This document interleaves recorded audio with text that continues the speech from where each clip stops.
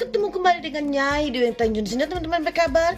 Semoga teman-temannya diberikan kesehatan panjang, umur rezeki, amin ya rabbal alamin.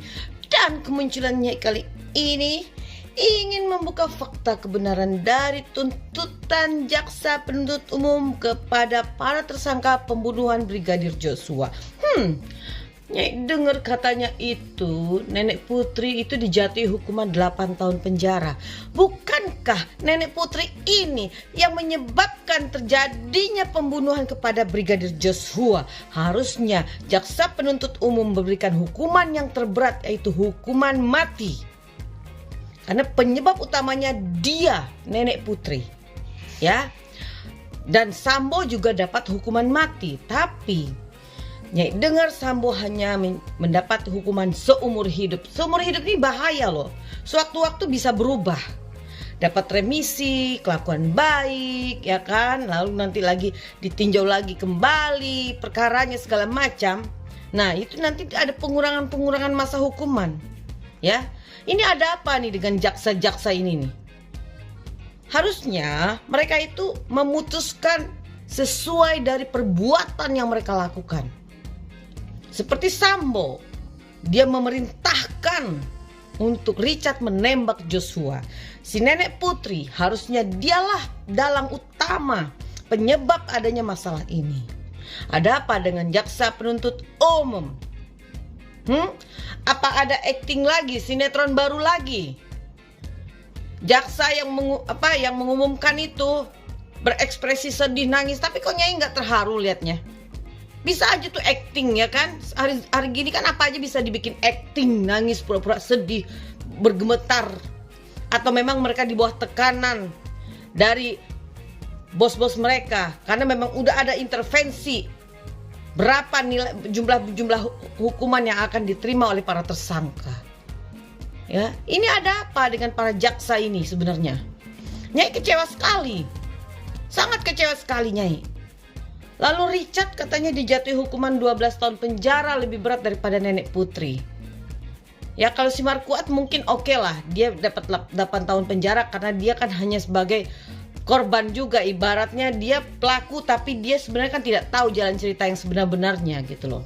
Ya walaupun dia melakukan juga, tapi dia hanya menuruti apa kata bosnya. Saking dia cinta kepada bosnya itu Nenek Putri. Ya kan? Nah sekarang kan terbukti kasus ini bukan pelecehan. Tidak ada pelecehan seksual di dalam hal ini. Kan dari awalnya sudah bilang, ini ada sesuatu antara Joshua dan Nenek Putri.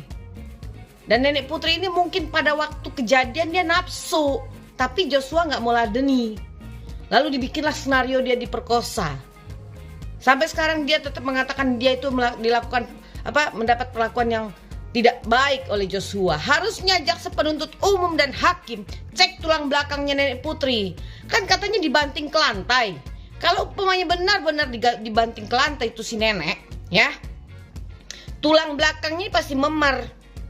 Satu, kalau terjadi bantingnya keras, paling tidak biru atau retak, itu dicek dong tulang belakangnya. Kalau betul-betul ada terjadinya pembantingan ke lantai yang dilakukan oleh Joshua kepada Nenek Putri. Ini faktanya kan tidak ada visum tulang belakang, cek tulang belakangnya nggak ada. Ini benar-benar kecewa sekali loh. Ini jaksa nih ya, itu takut gitu loh. Jaksa ini atau bosnya ini mendapat titipan amplop coklat. Apakah ada amplop coklat yang bermain dari keputusan ini? Ini akan terawang. Apabila benar ada, maka siapapun yang menerima amplop coklat ini, pastikan kalian akan mendapat celaka 7 turunan. Karena kalian menjual kasus dan menjual nyawa orang demi rupiah. Bersikap adillah. Tunjukkan kebenaran di atas kebenaran. Ya, jangan karena keluarga Joshua adalah orang yang tidak mampu dan pelakunya adalah orang yang berduit, semena-menalah kalian menjatuhkan masa hukuman kepada para pelaku. Lalu Richard, jujur ya, Nyai sebenarnya kasihan sama Richard, tapi tetap Richard bersalah. Ya, Richard tetap bersalah. Lalu dia mengajukan diri menjadi JC. Harusnya jaksa juga melihat bagaimana Richard sudah berkata benar, sebenar-benarnya mengungkap kasus ini. Kalau Nyai, kenapa si pelaku utama 2 orang ini, si nenek Putri inilah dalang sebenar-benarnya, ya kan? Karena dialah penyebabnya kan. Harusnya nenek Putri ini minimal 20 tahun penjara. Richard itu bisa 5 tahun dan 8 tahun penjara karena dia kan atas perintah atasan. Ya namanya juga bawahan, diperintah oleh atasannya dia takut dan akan dia lakukan. Dari awalnya bilang, pengacara-pengacara Sambo ini sengaja menyudutkan Richard karena mereka ingin cuci tangan. Nah ini nih, manusia-manusia biadab yang kayak gini nih. Mereka yang salah tuh mereka yang menyudutkan orang lain, orang kecil. Ya. Sekarang kita berharap kepada Bapak Hakim. Semoga Bapak Hakim juga tidak masuk angin, juga tidak mendapatkan amplop coklat. Nyai berharap itu ya, keadilan yang sebenar-benarnya ya. Keadilan di atas keadilan yang sebenar-benarnya ditegakkan di negara ini dalam kasus Brigadir Joshua. Tapi kalau tidak, ya pastikan kalian semua yang bermain di balik kasus ini akan selesai dan dibinasakan oleh kekuatan alam semesta. Dan Nyai pastikan itu. Jangan macam-macam, kata Nyai. Kalau Nyai bilang kalian akan hancur dan binasa, maka kalian satu persatu akan hancur dan binasa. Karena kalian telah mempermainkan kebenaran, keadilan hukum di negara ini. Hari ini adalah di mana alam semesta dan Allah Subhanahu wa taala yang memiliki kekuasaan. Manusia akan menerima segala karma dari perbuatannya. Ingat itu. Jangan macam-macam kalian.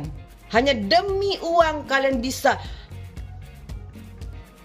mengaburkan fakta hukum yang sebenar-benarnya. Nyai sangat kecewa sekali. Tinggal kita menunggu hakim. Apakah betul-betul hakim ini bertugas dengan baik, profesional, dengan amanah, sesuai sumpah janjinya sebelum menjadi hakim, menegakkan keadilan dan kebenaran yang sebenar-benarnya di negara ini.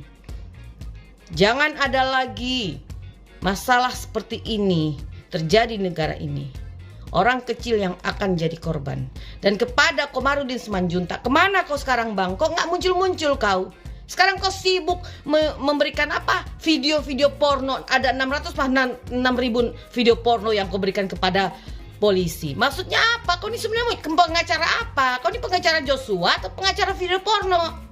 Kerjanya satu-satu, selesaikanlah dulu ini kasus ini Komarudin Simanjuntak.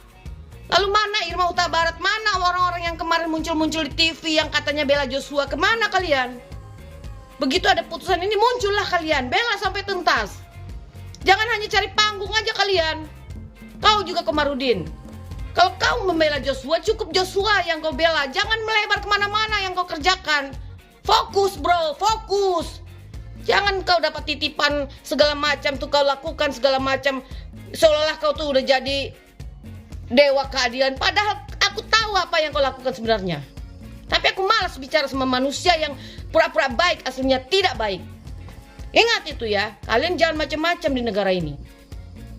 Akan ada satu hal yang akan terjadi maha dahsyat di negara ini. Hati-hatilah kalian, waspadalah kalian. Dan kepada saudara Nyai, persiapkanlah diri kalian dan makin mendekatkanlah kepada Allah Subhanahu wa taala. Semakin mendekatkanlah diri kepada Allah Subhanahu wa taala dan berdamailah dengan alam semesta. Amin ya rabbal alamin.